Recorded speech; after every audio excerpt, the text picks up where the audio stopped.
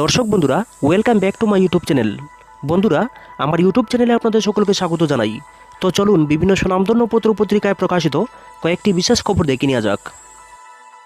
আজকের ভিডিওতে প্রকাশিত বিশেষ খবরটি হলো, প্রদ্যুতের সামনে আর রাস্তা নেই, মথা মজেছে মন্ত্রিসভার নেশায়, দলের মধ্যেই তীব্র মতান্তর।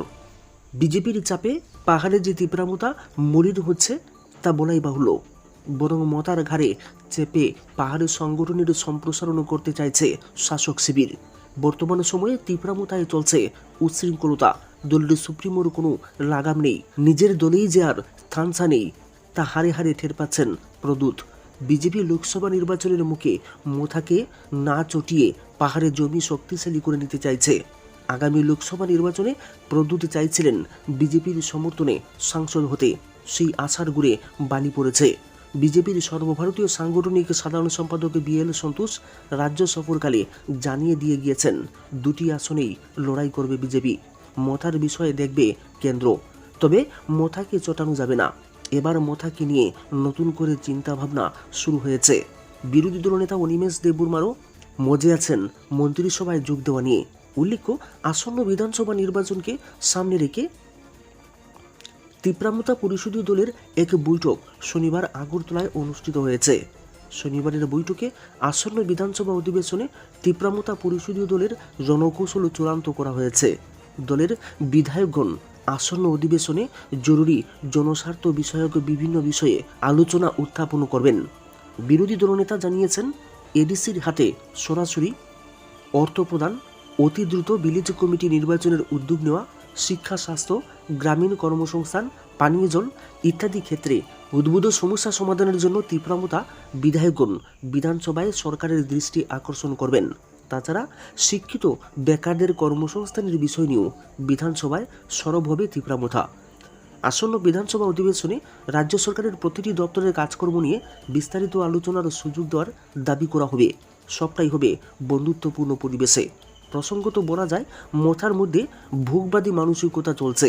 প্রদ্যুৎ ছুটছেন সাংসদ হতে, আর বিরোধী দলনেতা মজে মন্ত্রিত্ব নিয়ে। গ্রেটার টিপট্যালেন্ট আপাতত হিমঘুরি, এডিসির কাজকর্ম মুখ তুবড়ে পড়েছে, উন্নয়ন লাঠে মথার সুপ্রিমো প্রদ্যুৎ নীরব, কোনো মন্তব্য নেই। আর ছক কষে এগুচ্ছে শাসক দল বিজেপি। স্বাভাবিকভাবেই রাজনৈতিক ঢামাডুলে আরও অনিশ্চিত ভিলেজ কমিটি নির্বাচন। আবার এডিসিতে চলছে ইগোর লড়াই। প্রকাশ্যে না বললেও পূর্ণচন্দ্রের সাথে বনিবনা হচ্ছে না বেশিরভাগ কার্যনির্বাহী সদস্যের। পূর্ণচন্দ্র নিজের খুশি মতো এডিসি পরিচালনা করছেন বলে অভিযোগ উঠেছে। বিজেপি সূত্রে খবর, ভোটের মুখে বুবাগরাকে জুটে টানতে এডিসিকে ডাইরেক্ট ফান্ডিংয়ের অফার দেওয়া হবে। গত কয়েক মাস ধরে যেভাবে মথা ভাঙছে, তাতে আগামী দিন মথার অস্তিত্ব যে সংকটে পড়বে তার বলার অপেক্ষা রাখে না। অস্বীকার করার উপায় নেই, পাহাড় জুড়ে শুধু অনুন্নয়ন, ভিলেজ কমিটিগুলোতে লুটোতরাজ, রাস্তাঘাটের বেহাল দশা, পানীয় জলের তীব্র সমস্যা, উন্নয়নের ছিটেফোঁটাও নেই। আবার বিজেপি তীব্রাল্যান্ডের পক্ষে নয়, ফলে বিজেপির পক্ষে গ্রেটার তীব্রাল্যান্ডের পক্ষে লিখিত দেওয়ার প্রশ্নই ওঠে না। মথার সংসারে চলছে অশান্তি, আর এই অশান্তির সুযোগ নিয়ে শাসক শিবির মেতেছে অন্য খেলায়। মথার বেশিরভাগ নেতাই বুঝতে পারছেন, গ্রেটার তীব্রাল্যান্ড কোনোভাবেই সম্ভব নয়। জনজাতি একাংশ বুদ্ধিজীবীরা তো বলেই বেড়াচ্ছেন, গ্রেটার তীব্রাল্যান্ড রাজনৈতিক চমক ছাড়া কিছুই নয়, সরল জনজাতিদের মগজ ধোলাই করার টনিক। একসময় বিজেপির জনজাতি মোর্চা কেন্দ্রের কাছে প্রস্তাব দিয়েছিল এডিসিতে টেরিটোরিয়াল কাউন্সিল গঠন করার, আর এটা হচ্ছে মথার সাথে আতাতের জন্য রাজনৈতিক কৌশল। গ্রেটার তীব্রাল্যান্ড নিয়ে মথাকে তার অবস্থান থেকে সম্মানজনকভাবে ফিরিয়ে আনতে হলে একটা কৌশল তো নিতেই হবে। তা না হলে মথা যে আগামী দিন আইপিএফটির মতোই পরিণতি হবে তা বুঝতে পারছেন নেতারাও। বুবাগরা প্রকাশ্যে কিছু না বললেও সত্যিটা ভালোই আঁচ করতে পেরেছেন। তাই বিজেপির পাতা ফাঁদে পা দিতে চলেছেন বুবাগরা, এছাড়া আর কোনো উপায় নেই। মুখ্যমন্ত্রীর বিরুদ্ধে ষড়যন্ত্র, ফল প্রকাশের আগেই চাকরির দাবি। অতি সত্বর এসটিজিটি 2022 উত্তীর্ণদের রাজ্যের বিভিন্ন স্কুলগুলোতে শিক্ষক পদে নিয়োগ করতে হবে।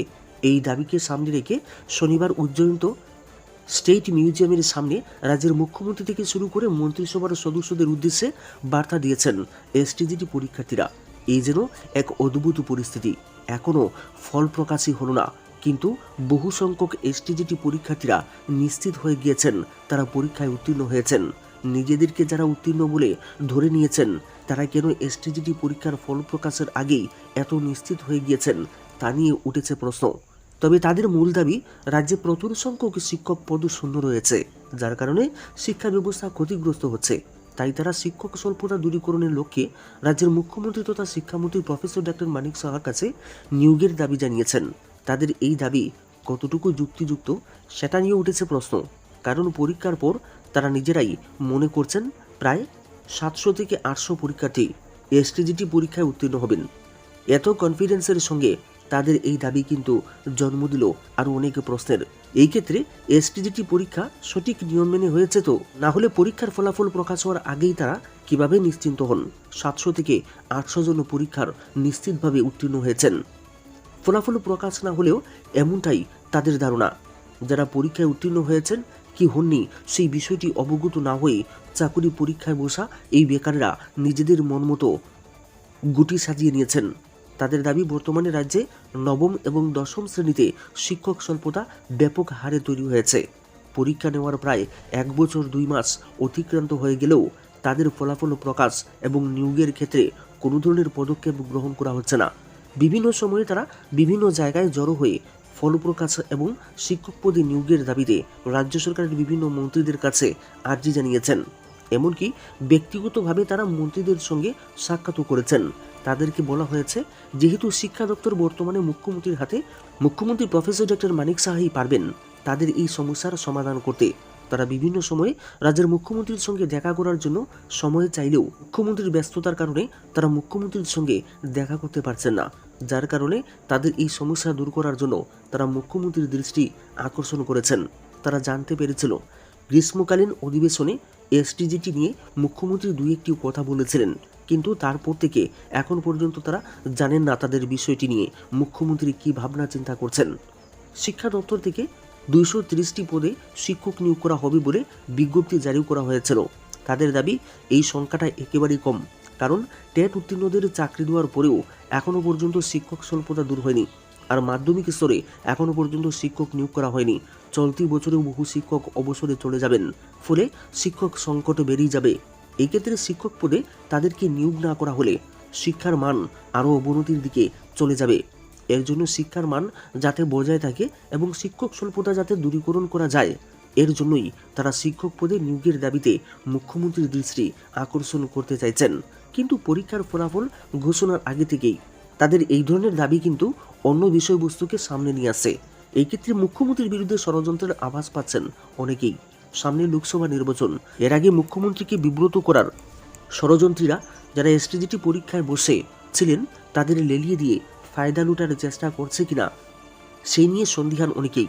পাশাপাশি রাজ্যের উন্নয়নের লক্ষ্যে স্থির মুখ্যমন্ত্রী ডক্টর মানিক সাহা তাকে তার লক্ষ্য থেকে বিচ্যুত করার জন্যই এই অপপ্রচেষ্টা বলে মনে করছেন রাজনৈতিক একাংশ সচেতন মহল। কর্মচারীর স্বার্থে মুখ্যমন্ত্রীকে চিঠি মথা নেতা তাপসদের। রাজ্যের কর্মচারীদের জন্য মহার্ঘ ভাতা, সুষ্ঠু বদলি নীতি এবং পে কমিশনের মতো গুরুত্বপূর্ণ কিছু বিষয় নিয়ে মুখ্যমন্ত্রী ডক্টর মানিক সাহার কাছে চিঠি দিয়েছেন প্রাক্তন বিধায়ক তাপস দে। প্রাক্তন বিধায়ক চিঠিতে লিখেছেন, কর্মচারীদের মনোবল বৃদ্ধির জন্য মাঝে মধ্যে বিভিন্ন সুযোগ সুবিধা প্রদান করা প্রয়োজন বলে তিনি মনে করেন। কিন্তু দ্বিতীয়বার বিজেপি আইপিএফটি ক্ষমতায় আসার পর এখনও পর্যন্ত কোনো মহার্ঘ ভাতার ঘোষণা হয়নি। এমনকি এখনও কোনো স্বচ্ছ বদলি নীতি কার্যকর করা হচ্ছে না বলেও চিঠিতে তিনি উল্লেখ করেছেন। যেসব কর্মচারীরা নিরপেক্ষ দৃষ্টিভঙ্গি নিয়ে পরিষেবা প্রদান করতে চান তাদেরকে দূরে জঙ্গলে বদলি করে দেওয়া হচ্ছে, আর যারা বছরের পর বছর সেই জঙ্গলে পড়ে আছেন নিয়ম অনুযায়ী তাদেরকে নিজেদের মহকুমায় পর্যন্ত নিয়ে আসা হচ্ছে না।